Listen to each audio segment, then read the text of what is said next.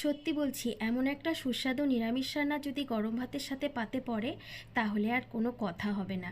থোড়টাকে একদম ছোট ছোট করে কেটে কিছুটা জলের মধ্যে সামান্য পরিমাণে হলুদ দিয়ে ভিজিয়ে রেখেছি। এতে থোড়টা কালো হয়ে যাবে না। আর এক মুষ্টি পরিমাণে গোবিন্দভোগ চাল ধুয়ে নিয়েছি। সাইডে রেখে কড়াতে সর্ষের তেল গরম করে নিলাম। এখন ফোড়নে দিলাম গোটা জিরে ছোটো চামচের 1 চামচ, তার মধ্যে একটা তেজপাতা, একটা শুকনো লঙ্কা দিয়ে নিলাম। এবার থোড়টা জল ঝরিয়ে নিয়ে কড়ার মধ্যে দিয়ে দিলাম। স্বাদ অনুসারে নুন দিয়ে দিলাম আর দিয়ে দেবো চেরা কাঁচা লঙ্কা। ঝালটা কিন্তু নিজেদের স্বাদ বুঝে দিতে হবে।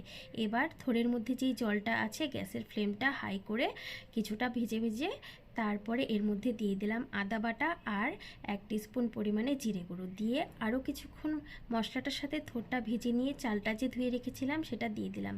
এবার 3 থেকে 4 মিনিট গ্যাসের ফ্লেমটা হাই করে খুব ভালো করে সব কিছু কষিয়ে নেব। তারপরে দিয়ে দেব এর মধ্যে গরম জল।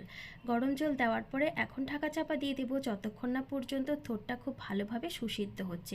যখন থোড় সেদ্ধ হয়ে আসবে তখন একটু শুকনো শুকনো করে রান্নাটা করব, যেহেতু দিয়ে দিলাম 1 চামচ ঘি। ঘিয়ের পরে দিয়ে দেবো কয়েক দানা চিনি। চিনিটা দিলে কিন্তু টেস্টটা খুব ভালো আসবে। দিয়ে দেবো সামান্য পরিমাণে গরম মশলা গুঁড়ো। এবার সব কিছু একসাথে খুব ভালো করে নাড়াচাড়া করে নেব। তারপরে গরম গরম ভাতের সাথে থোড়ের এই ঘন্টটা বানিয়ে নিলাম। খেতে কিন্তু দারুণ হয়েছে।